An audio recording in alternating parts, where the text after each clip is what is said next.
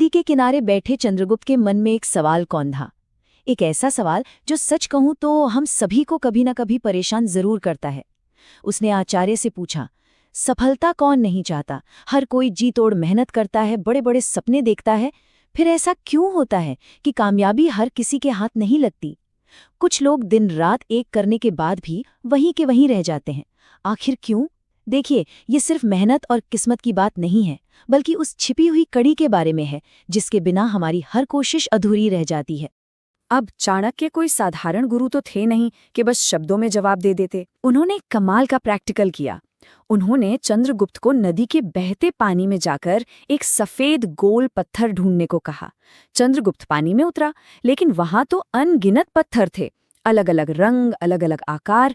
अब हुआ ये कि पानी के तेज बहाव और उन रंग बिरंगे पत्थरों ने चंद्रगुप्त का ध्यान पूरी तरह भटका दिया। वो उलझ गया और अपना असली टारगेट यानी वो सफेद गोल पत्थर पूरी तरह से भूल गया। हमारी जिंदगी भी बिल्कुल ऐसी ही है, जहां अनगिनत विकल्प और डिस्ट्रैक्शंस हमें हमारे मेन गोल से भटका देते हैं।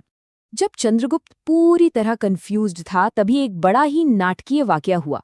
चाणक्य ने अचानक पीछे से आकर चंद्रगुप्त का सिर पकड़ा और जोर से पानी के अंदर डुबो दिया। चंद्रगुप्त एकदम घबरा गया, छटपटाने लगा, पूरी जान लगा के खुद को छुड़ाने की कोशिश करने लगा। जब वो पानी से बाहर आया और हाफ रहा था, तब चाणक्य ने पूछा, जब तुम्हारा सिर पानी के अंदर था तब दिमाग में क्या चल रहा था? चंद्रगुप्त ने कहा, कुछ नहीं, बस अपनी जान बचाने का ख्याल था। और तब चाणक्य ने वो मास्टर स्ट्रोक बात कही, बिल्कुल, यही वो एकाग्रता है। जब तुम्हारा मन अपने लक्ष्य पर उसी शिद्दत से फोकस हो जाएगा जितना अभी अपनी जान बचाने पर था, तब दुनिया की कोई ताकत तुम्हें सफल होने से नहीं रोक सकती। तो उस नदी के किनारे वाले लाइफ चेंजिंग लेसन के बाद आचार्य चाणक्य ने सफलता के 4 अचूक नियम दिए। पहला, अपना लक्ष्य एकदम स्पष्ट रखना। दूसरा, समय की कीमत समझना। तीसरा, सुबह जल्दी उठने की आदत। और चौथा, एक पॉजिटिव माइंडसेट यानी सकारात्मक मानसिकता अपनाना। चलिए एक एक करके इन्हें अच्छे से डिकोड करते हैं। हम शुरुआत करते हैं पहले नियम से, स्पष्ट लक्ष्य निर्धारित करना। आचार्य का मानना था कि बिना किसी सही दिशा के सिर्फ मेहनत करना पूरी तरह से बेकार है। सोचिए, एक ऐसा मुसाफिर जो रास्ते पर चला जा रहा है, लेकिन उसे यही नहीं पता कि उसे जाना कहाँ है। क्या होगा? कुछ समय बाद वो बस थक कर हार मान लेगा। इसके ठीक उलट, जब हमारे पास एक क्लियर कट गोल होता है तो हमारे अंदर एक उद्देश्य आ जाता है। ये उद्देश्य हमें प्रेरित और फोकस्ड रखता है, जिससे हमारी रोजमर्रा की आदतें अपने आप उसी मंजिल की तरफ सेट होने लगती हैं। कहने का मतलब ये है कि सिर्फ ख्याली पुलाव पकाने से कुछ नहीं होता। इसे समझाने के लिए चाणक्य एक बहुत ही पावरफुल संस्कृत श्लोक का इस्तेमाल करते हैं, उद्यमे न हि सिद्ध्यन्ति कार्याणि न मनोरथै। इसका सीधा सा मतलब है कि काम कोशिश करने से पूरे होते हैं, सिर्फ सोचने से नहीं। जैसे जंगल के राजा शेर को भी अपना पेट भरने के लिए शिकार करना पड़ता है। सोते हुए शेर के मुंह में कोई हिरण खुद चलकर नहीं आता। सफलता को हकीकत में बदलने के लिए ग्राउंड लेवल पर एक्शन लेना ही पड़ता है। और हाँ, लक्ष्य का मतलब सिर्फ एक विश लिस्ट बनाना नहीं है। चाणक्य के मुताबिक आपका गोल एक ऐसी आग होनी चाहिए, अंदर सुलगती हुई एक ऐसी ज्वाला जो आपको चैन से बैठने ही ना दे।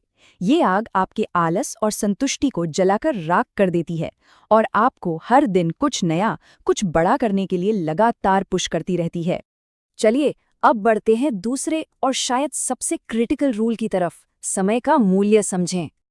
देखिए, समय हमारी जिंदगी की सबसे महंगी और इकलौती ऐसी करेंसी है जो एक बार खर्च हो गई तो दुनिया की कोई भी दौलत उसे वापस नहीं ला सकती। एक बहुत ही शानदार श्लोक है, कालः पछिति भूतानि कालः संघर्ते प्रजा। मतलब समय ही सब कुछ बनाता है और समय ही सब कुछ खत्म भी करता है।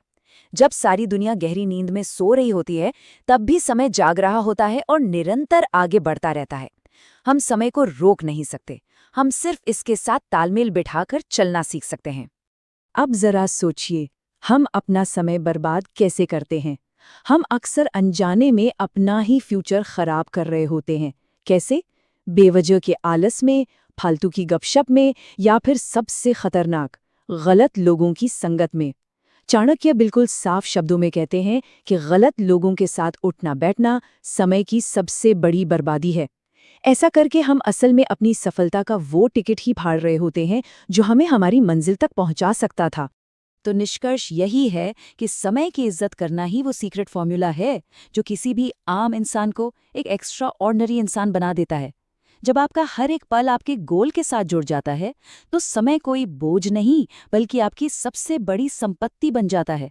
और जो समय की कद्र नहीं करता, समय उसे हमेशा के लिए पीछे छोड़ देता है। अब आते हैं तीसरे नियम पर, प्रातःकाल उठने की आदत। ये सिर्फ अलार्म क्लॉक को मात देने की बात नहीं है, ये खुद पर जीत हासिल करने की बात है। हमारे प्राचीन ज्ञान में ब्रह्म मुहूर्त का बहुत बड़ा महत्व है। ये सूरज निकलने से ठीक पहले का वो वक्त है जब प्रकृति एकदम शांत होती है और हवा बिल्कुल शुद्ध। ये पवित्र समय आपकी हेल्थ को बेहतर बनाने, असीम सफलता पाने और दिमाग को गहराई से शुद्ध करने के लिए सबसे बेस्ट माना गया है।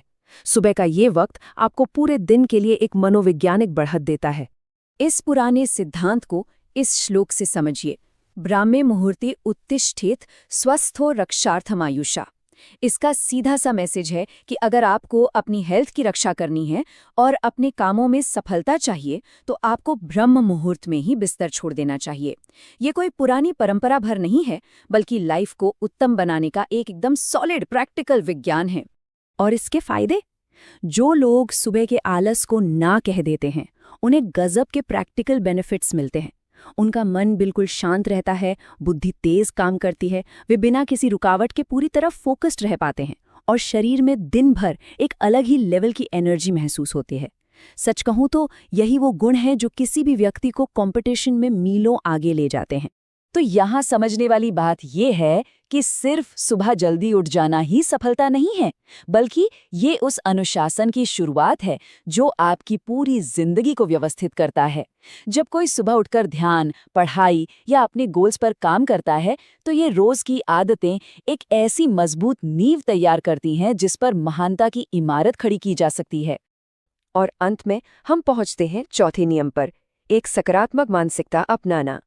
ये नियम असल में हमारे दिमाग के अंदर चल रही उस जंग के बारे में है जो हमेशा पॉजिटिविटी और नेगेटिविटी के बीच चलती रहती है। मन एव मनुष्याणाम कारणम बंधु मोक्षयो। ये श्लोक बहुत ही गहरी बात कहता है। इसका मतलब है कि इंसान का मन ही वो इकलौती चाबी है जो या तो उसे बेड़ियों में जकड़ सकती है या उसे पूरी तरह आज़ाद कर सकती है। अगर दिमाग नेगेटिविटी में फंसा है तो वो एक जेल बन जाता है, लेकिन अगर वो कंट्रोल्ड और पॉजिटिव है तो वही दिमाग कामयाबी के सारे दरवाजे खोल देता है।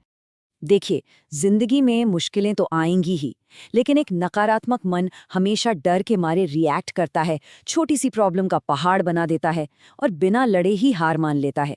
इसके उलट एक सकारात्मक मन हर मुश्किल में कोई न कोई अवसर ढूंढ ही लेता है। वो संघर्षों से घबराता नहीं, बल्कि उनसे लड़कर और ज्यादा ताकत हासिल कर लेता है। तो जब भी जीवन में बार बार नेगेटिव ख्यालात आएं तो आचार्य 3 बड़े ही प्रैक्टिकल कदम बताते हैं। पहला, चुनौती को स्वीकार करें और खुद को याद दिलाएं कि कुछ भी असंभव नहीं है। दूसरा, अगर मन फिर भी भटके तो किसी सही गुरु, माता पिता या अनुभवी इंसान से सलाह लें, क्योंकि सही मार्गदर्शन आपको वापस ट्रैक पर ले आता है। और तीसरा, हालात चाहे जैसे भी हों, हमेशा चेहरे पर मुस्कान और मन में खुशी बनाए रखें, क्योंकि सिर्फ एक प्रसन्न मन ही सही और सटीक फैसले ले सकता है।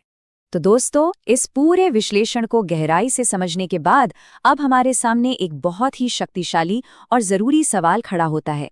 हम सभी को अपने अंदर झांककर ईमानदारी से ये सोचना चाहिए, क्या इस वक्त हमारा मन हमें नेगेटिविटी के उस बंधन की ओर खींच रहा है, या फिर वो उस पॉजिटिविटी और फोकस की तरफ बढ़ रहा है जो हमें अंततः सफलता और मुक्ति दिलाएगी। चाणक्य नीति का ये अद्भुत ज्ञान आज हमें इसी आत्मनिरीक्षण के साथ छोड़ जाता है। जवाब आपको खुद ढूंढना है।